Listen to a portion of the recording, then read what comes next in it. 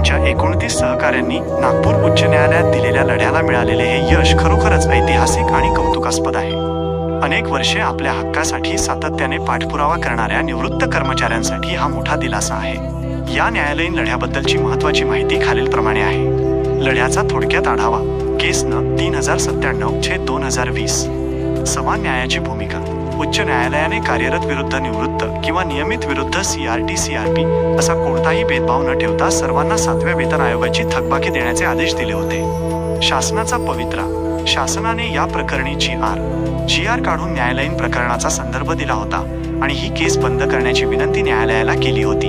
कर्मचाऱ्यांचे ठाम stand. विठाळकर sir आणि त्यांच्या सहकाऱ्यांनी न्यायालयात अत्यंत महत्त्वाची भूमिका मांडली की जोपर्यंत CRT-CRP निवृत्तांच्या खात्यात प्रत्यक्ष थकबाकीचे हप्ते जमा होत नाहीत तोपर्यंत केस बंद करण्याबाबत विचार केला जाणार नाही. फलित या ठाम भूमिकेमुळेच आज 7व्या वेतन आयोगाच्या थकबाकीचे 4 हप्ते कर्मचाऱ्यांच्या खात्यात जमा झाले आहेत. या यशाचे महत्त्व. 1. भेदभाव दूर झाला. तांत्रिक कारणास्तव CRT-CRP ज्या कर्मचाऱ्यांना लाभापासून वंचित ठेवले जात होते त्यांना न्याय मिळाला. 2. संघटनात्मक ताकद. श्री RN विठाळकर यांच्या नेतृत्वाखालील या न्यायालयीन संघर्षाने हे सिद्ध केले की योग्य कायदेशीर मार्गाने आणि चिकाटीने लढा दिला तर प्रशासन नमते घेते. 3. भविष्यासाठी वस्तुपाठ.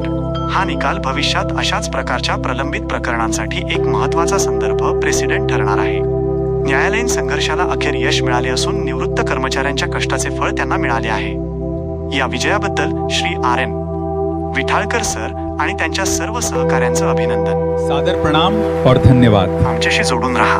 आमच्या चॅनलवरील नवनवीन अपडेट्स मिळवण्यासाठी चॅनलला लाईक, शेअर आणि सबस्क्राईब नक्की करा. तुमचा एक सबस्क्राईब आम्हाला तुमच्यासाठी अधिक चांगले साहित्य निर्माण करण्यास मदत करतो.